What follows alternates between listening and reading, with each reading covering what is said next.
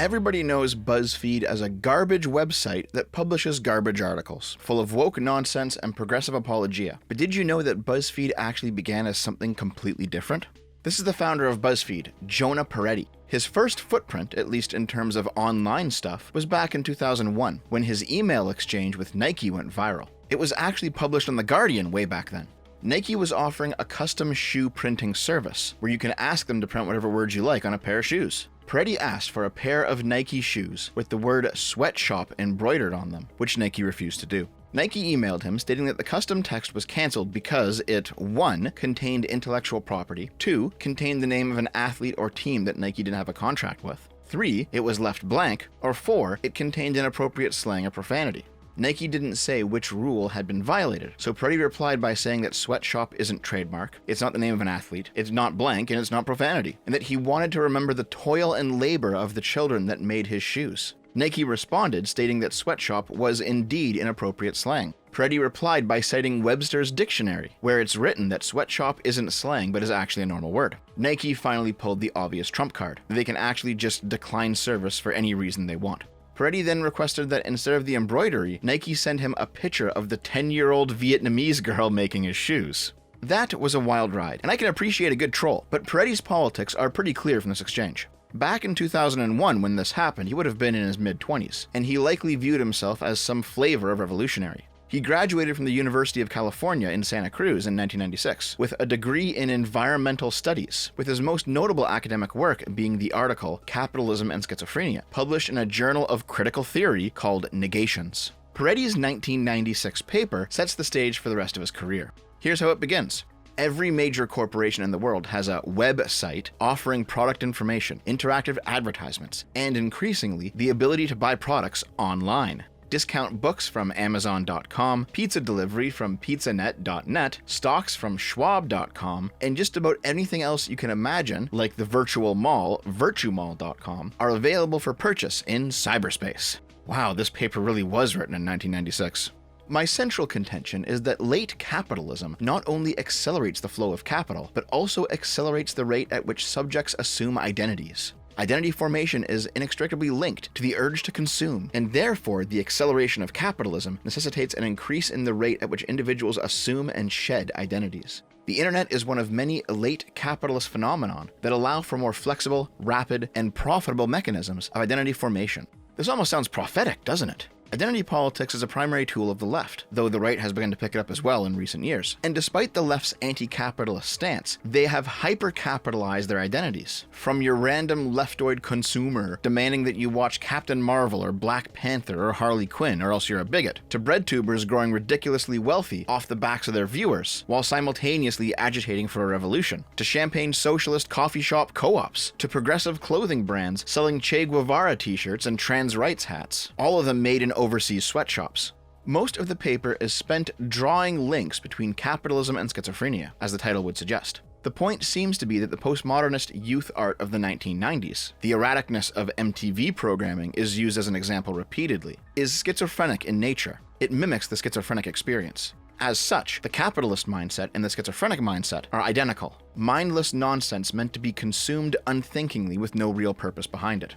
Schizophrenia is characterized as capitalism's deepest tendency, but also that capitalism must ultimately fight back against it, as schizos cannot be consumed, unlike other capitalist elements. Schizophrenia is therefore the contradictions of capitalism finally made manifest, an image of its impending collapse. Peretti's prescription is that activists use schizophrenic strategies to accelerate consumer-based identity formation and dissolution in order to destabilize the mental health of individuals and thus weaken capitalism. There, I just packed 6,000 words of nonsense into one paragraph. And V said that I couldn't summarize things quick enough. The point is, before Jonah Peretti founded Buzzfeed, he was a Marxist, a postmodernist, and a critical theorist. When I read that paper, it seemed to me that he had a specific interest in how modern mental illness was created by and was a mirror of late-stage capitalism, how self-identification drives consumerism, and how the destabilization of identities through rapid capitalist consumption can generate mental illnesses and hasten the collapse of the current system. Keep all of this in mind for later. After Peretti's academic career slowed down, he was a co-founder of the Huffington Post back in 2005, along with Kenneth Lear, Arianna Huffington, the site's namesake, and surprisingly enough, Andrew Breitbart. Arianna Huffington was a conservative in a previous era of her life, and Andrew Breitbart had mentored under her. She shifted leftward during the George Bush years, and the initial idea of Huffington Post was that the two media titans, left and right-leaning, would keep the site balanced. But in actuality, Huffington Post gradually drifted leftward over time, and Breitbart moved on to found his own outlet. Peretti, for his part, did a lot of the background tech startup stuff for the Huffington Post, but he used the experience gained there to found Buzzfeed a year later in 2006. Now, for those of you who are younger, you might not know this, but Buzzfeed actually didn't begin as a news outlet. Peretti marketed it as the internet's popularity contest, and it aggregated stuff going viral at the time, almost like a primitive version of Reddit. The term viral hadn't even been coined yet, though, so they called any story that was blowing up online Buzz instead. Unlike Reddit, though, Buzzfeed also produced its own comedic content and added that into the mix, similar to Cracked or College Humor. Though this era of Buzzfeed did have political commentary, it wasn't the site's main goal. Politics came up when a political story was either viral or funny, but otherwise the site focused on short, snappy, shareable bits of content, with no real overarching theme behind it. In a sense, it was quasi-schizophrenic. Buzzfeed also brought in a now ubiquitous innovation in website design. It seems obvious to us nowadays, but the idea of having a trending tab, aka a dedicated box on the front page featuring the stories getting the most clicks right now, rather than a simple chronological order? Yeah, that wasn't a thing in 2006, and BuzzFeed popularized the feature. Also, their 2006 About page really reads like something out of an AI conversation from right now, explaining that their automated algorithms detect what's popular and filter it down to BuzzFeed staff. To put this into context, this is from right around when YouTube was first launching. Nobody except maybe Microsoft was tinkering with software like this.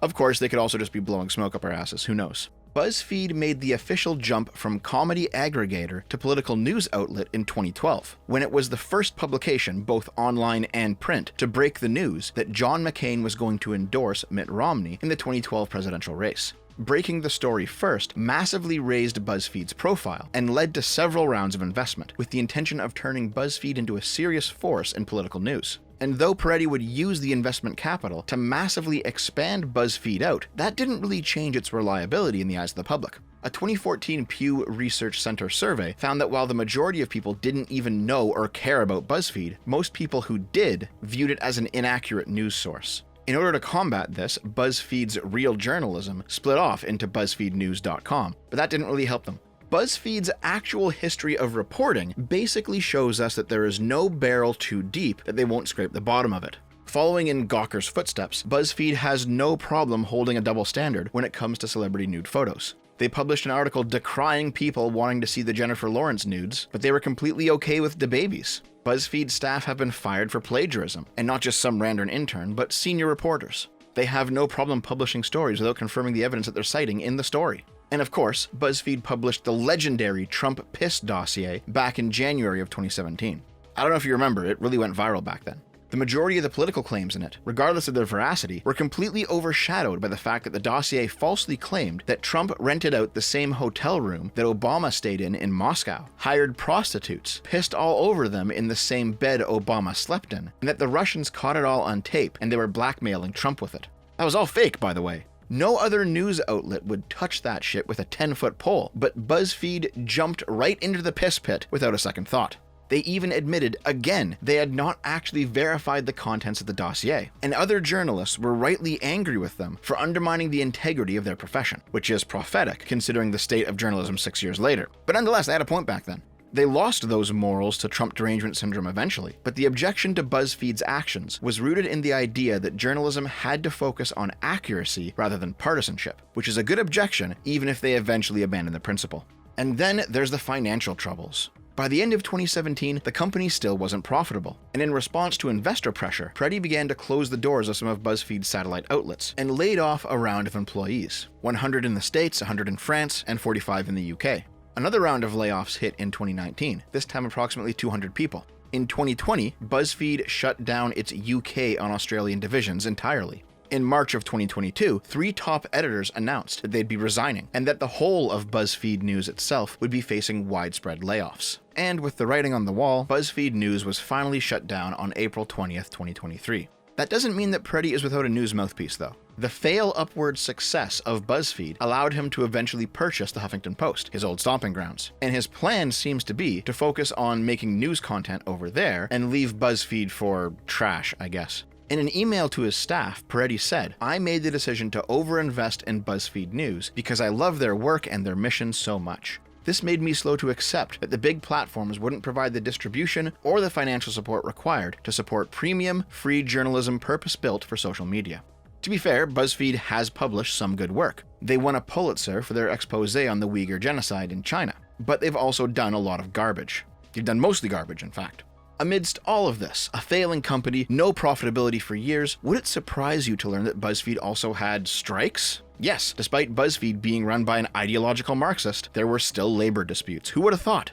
Now, I've spoken about unions before on this channel. I'm not opposed to the idea of unions in principle. I just don't think that they're good for every single type of job. I've personally seen examples of very good unions that have protected workers who are being bullied by particularly sadistic managers.